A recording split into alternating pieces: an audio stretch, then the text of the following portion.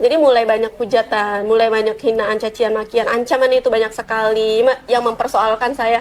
Kenapa kamu daya? Daya itu kan nggak ada yang muslim. Sejak kapan daya ada mualaf? Kayak gitu. Nah, ternyata di luaran sana masih banyak juga orang itu yang nggak mengerti daya itu agama atau suku.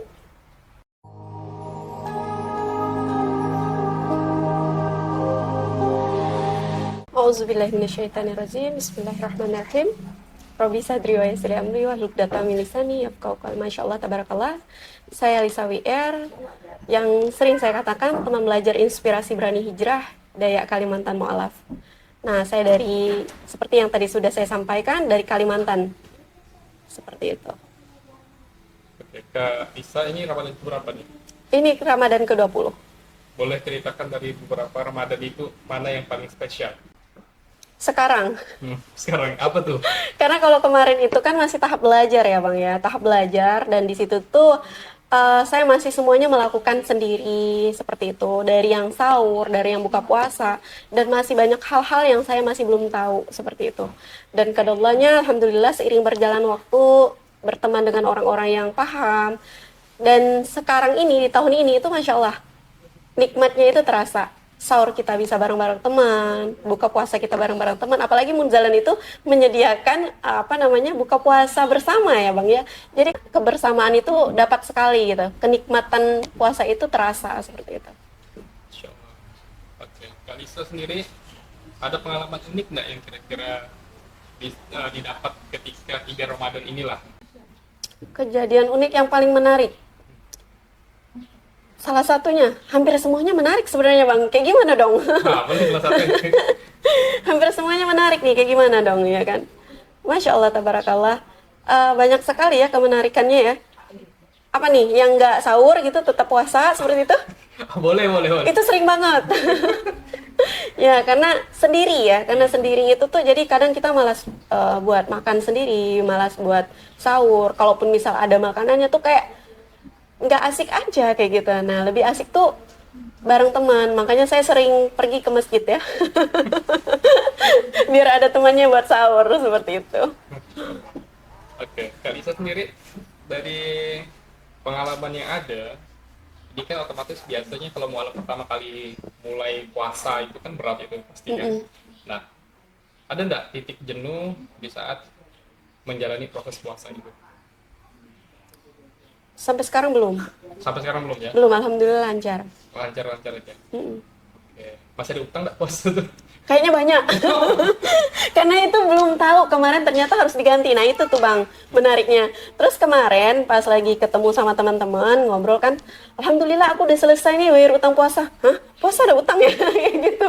Ya, jadi puasa ada utang, kayak gimana kita ada puasa ada hutangnya kayak gitu kan? Ternyata mohon maaf nih, kita yang namanya wanita ya, ada masa menstruasinya itu tadi kan. Nah, itu di saat kita meninggalkan hari puasa itu tadi harus diganti setelah selesai bulan Ramadan ini tadi. Apalagi sebelum bersambung menyambut bulan puasa yang berikutnya. Itu harus diselesaikan dulu katanya seperti itu. Dan saya berarti beberapa tahun ini belum dibayar nih, Bang. Aduh, maaf ya. Ketahuan pula ya aibnya. Enggak. Seperti itu. Insya Allah. Lalu kemudian Kak Lisa sendiri sekarang kan sudah mulai banyak pengikut TikTok ya. Alhamdulillah. Itu kapan mulai pertama kali berkeinginan dakwah di media sosial? Saya sebenarnya nggak ada ingin dakwah, Bang. Nggak ada ingin dakwah, terus saya sharing-sharing aja sama teman-teman seperti itu. Cerita terkait saya memilih Islam, bagaimana proses saya memilih Islam, saya mengajak teman-teman untuk meninggalkan yang tidak baik, saya mengingatkan kembali ke mereka itu apa sih tujuan kita hidup, kenapa kita harus sholat, kenapa kita harus mendekatkan diri ke Al-Quran, seperti itu, dan memahami dari arti Al-Quran itu tadi, merasakan nikmat iman. Saya nggak tahu itu dakwah, Bang. Sampai teman-teman bilang, Lisa, kamu itu tuh dakwah tuh nggak bisa sendiri. Lalu, kamu harus mencari circle yang sama seperti kamu. Kamu harus punya pasangan. Nah, itu tuh yang bikin saya kayaknya berat banget tuh. Karena dengan status kamu yang seperti ini, dakwah yang pergi ke sana, pergi ke sini, dilihat orang, itu tuh fitnahnya besar. Sebenarnya bukan ranah dakwah pun juga fitnahnya besar, ya Bang ya. Nah, kamu tuh harus punya pasangan. Ini kayaknya membebankan saya. Membebankan saya untuk harus nih punya pasangan kayak gitu. Nah, di situ tuh, oh, saya tidak mengatakan saya sedang berdakwah, saya bilang gitu. Kamu mengajak orang dalam kebaikan, mengingatkan orang untuk ketidakbaikan, itu tuh sedang berdakwah, Lisa. Oh ya? Saya bilang gitu. Tapi saya tidak ada mengeluarkan ucapan kata-kata hadis-hadis dan ayat-ayat suci Al-Quran yang keluar dari lisan saya untuk bahasa Arabnya. Saya bilang gitu. Saya hanya mengatakan, kalau melakukan ini akibatnya. Kalau melakukan ini nanti dapatnya. Seperti itu. Itu udah dakwah, Lisa. Oh iya ya, begitu. Nah, di situ baru saya memperdalami ternyata itu adalah bagian-bagian dari dakwah. Dakwah itu ternyata tidak harus kita menggunakan ayat-ayat suci Al-Quran itu dengan lafaz Arabnya seperti itu, dan juga tidak harus dengan hadis-hadis ini seperti itu. Kita mengingatkan seperti itu sudah dakwah. Ternyata begitu, abangku. Oke. Lalu pertama kali mulai dapat responden dari pengikut TikTok. Nah, itu kapan, dan kan banyak perdebatan juga kan di situ. Diskusi lintas agama ya, lalu seram kali gitu ya. Ada diskusi lintas agama nih, apalagi dari agama lain juga mulai masuk di roomnya Kak Lisa. Nah, itu kapan dan bagaimana Kak Lisa merespon? Kemarin itu, tahun kemarin 2024. Saya juga nggak tahu ya rananya. Sebenarnya saya tuh live di TikTok ini, itu tuh hanya pembahasan terkait tentang tadi bisnis juga, awalnya bisnis. Karena bisnis kita ini anti riba, kayak gitu ya. Kenapa sih cari bisnis kok anti riba? Kenapa yang kemarin, ini kamu udah punya income sekian, kamu udah punya income 2 digit, kok kamu tinggalin demi bisnis ini kamu harus mulai lagi dari awal? Nah, begitu sebenarnya ceritanya. Jadi di situ, saya bilang, saya kan sebagai host, kalian itu nggak ada hak untuk nanya saya. Egois banget ya saya. Yang berhak nanya itu saya ke kalian. Nanya ke narasumber dan juga tamu-tamu nih, gitu kan. Kak Lisa nih nggak bisa gitu, egois gitu kan. Ya memang udah itu, ranahnya host. Kalian nggak berhak nanya host. Bukan begitu bang? Kayak saya nanya abang kan nggak mungkin ya kan. Nah tapi di situ, udahlah Kak Lisa, kita kan udah lama nih sharing-sharingnya gitu kan. Kita pengen dengar dong alasan Kak Lisa itu kenapa memilih bisnis ini. Kenapa sih Kak Lisa itu tuh harus ninggalkan pekerjaan yang kemarin Kak Lisa udah bagus banget nih, yang semua orang tuh pengen di posisi kakak, tapi kakak tinggalkan itu demi harus menjalankan bisnis ini dan mulai lagi dari nol, kayak gitu. Oke, saya sharing lah di situ. Nah, itu pertama kali saya cerita di sosial media yang bukan di undang-undang kayak gini ya, Bang ya. Cerita pertama kali di sosial media saya, bahwasanya saya mualaf. Nah, perjalanan hijrah saya seperti itu. Pahit manisnya yang saya alami sehingga saya harus berhijrah meninggalkan semuanya totalitas seperti itu. Ternyata di situ ada yang menyimak diskusi kami itu di situ dari Apologet Muslim. Nah, awalnya saya nggak tahu apologet itu apa, Bang. Diskusi lintas agama saja saya nggak pernah nonton sama sekali dan nggak ngerti sama sekali. Nah, jadi di situ mereka bilang, oh menarik nih gitu kan. Mereka masuk ke DM saya dan saya nggak respon. Besoknya mereka itu minta saya untuk mereka minta naik 5 menit. Saya nggak kasih naik karena mereka nggak mau buka kamera. Saya bilang di sini wajib buka kamera. Kamu mau diskusi sama saya buka kamera. Saya bilang gitu. Kalau kamu nggak buka kamera 5 detik dari sekarang, turun kamu dari sini. Weh, kayak gitu ya. Kejam sekali saya. Nah, kenapa seperti itu? Walaupun kita bukan di ranah dakwah kemarin, sebenarnya bisnis itu juga dakwah ya. Apalagi kita mengajak orang untuk meninggalkan riba itu tadi. Nah, jadi walaupun saya bukan berbicara tentang keyakinan muslim itu tadi, di situ saya berbicara tentang bisnis, ya saya harus mewajibkan mereka untuk buka kamera kalau naik di room saya untuk menghindari hal-hal yang tidak saya inginkan. Karena kompetitor di luaran sana banyak banget yang nggak suka dengan keberhasilan kita. Nah, jadi kadang mereka itu naik ya dengan mulutnya manis, tapi hatinya ternyata nikam dari belakang seperti itu. Nah, kita tuh bisa tahu dari ekspresi wajah orang itu. Nah, saya itu lebih memperhatikan ekspresi wajah orang. Kalau saya lihat ekspresinya bagus, responnya baik, saya juga akan merespon dengan baik. Tapi kalau ekspresinya tidak baik, bahasa tubuhnya tidak baik, saya tidak akan merespon juga. Dan saya tahu dia tidak sedang baik-baik saja untuk niat naik ke sini. Begitu. Nah, jadi di situ besoknya dia minta lagi untuk naik 15 menit. Orang itu saya kasih 15 menit. kebablasan sampai 30 menit kayak gitu kan. Dia udah mau tuh buka kamera. Masih ada tuh, pertama kali orang itu buka kamera. Setelah dia ikut diskusi lintas agama ini kurang lebih 3 tahun katanya. Nah, pertama kali buka kamera di tempat saya dan itu mukanya gelap. Nggak berani liatin muka. Ternyata se-ekstrim itu lintas agama ya, teman-teman ya. Nah, sensitif sekali pembahasan agama di sosial media ini, teman-teman. Jadi di situ kebablasan sampai 30 menit. Apa ini lintas agama? Saya mulai penasaran karena udah banyak yang menghujat saya tuh Bang. Banyak yang menghujat, menghina saya, mencaci maki saya, bahkan ada yang mengancam saya. Oh, kok sekeren ini ya gitu kan. Sebenarnya saya mau bilang seram teman-teman, tapi nggak apa-apa lah saya bilang kerennya untuk menghibur hati gitu ya. Nah, jadi di situ kok sekeren ini, saya bilang gitu kan. Nah, jadi itu udah nih. Di situ saya udah mulai kepikiran dengan diskusi lintas agama ini tadi. Saya mulai kepikiran apa sebenarnya ini diskusi ini. Saya lihat orang itu ada respon, ada DM saya. Nah, saya respon DM-nya, saya bilang, boleh besok naik lagi 30 menit, saya bilang gitu. Nah, saya tuh tertarik sama kakak karena public speaking-nya bagus, dia bilang gitu. Dan juga dari nama akunnya kakak itu menarik. Terus juga perjalanan hijrahnya kakak itu tidak biasa. Dia bilang seperti itu. Oke, baik, 30 menit saya kasih waktu untuk Anda, saya bilang gitu. Nah, 30 menit. Udah berjalan 30 menit untuk diskusi sama satu orang yang nonis itu Bang, ternyata kurang. Kebablasan sampai 2 jam. Loh kok asik? Kayak gitu kan? Karena hal baru itu ternyata memang asik ya. Tapi kalau udah berjalan itu kurang asik teman-teman. Kayak pasangan. Istiqomah ya. Kayak gitu. Nah, terus pertamanya kok asik ya? Cuman tuh ya itu ngeri-ngeri sedap itu Bang. Jadi mulai banyak hujatan, mulai banyak hinaan, cacian, makian, ancaman itu banyak sekali yang mempersoalkan saya. Kenapa kamu daya itu kan nggak ada yang muslim? Sejak kapan daya ada mu'alaf? Kayak gitu. Nah, ternyata di luaran sana masih banyak juga orang itu yang nggak mengerti daya itu agama atau suku. Nah, kenapa sih harus pakai Kalimantan? Malu-maluin Kalimantan aja? Justru harusnya kamu bangga dong. Ada gadis Kalimantan yang berani seperti itu ya, yang bisa menciarkan sesuatu kebaikan untuk orang lain gitu kan, bermanfaat untuk orang lain seperti itu.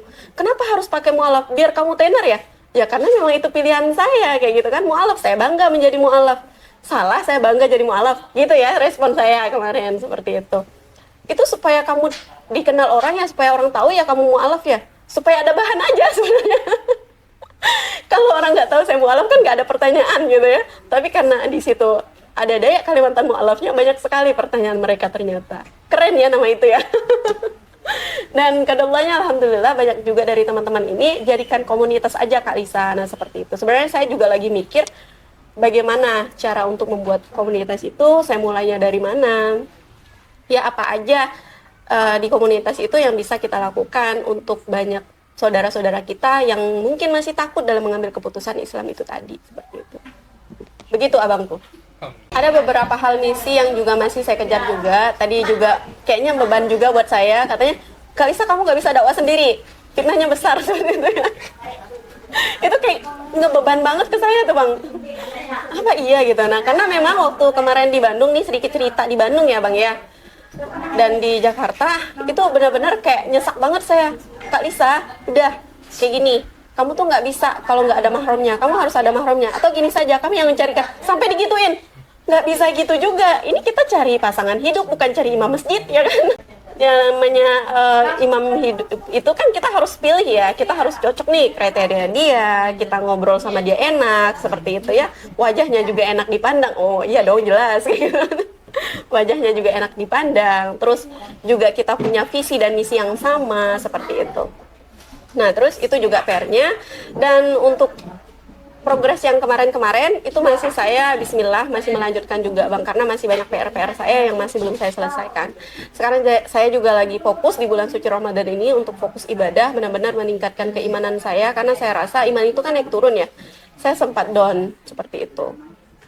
Down tuh kenapa? Ada apa? Pertama lingkungan Bang, itu pengaruh sekali. Maka saya sering katakan sama teman-teman, lingkungan itu bukan faktor penentu, tapi 90% itu benar-benar mempengaruhi kita.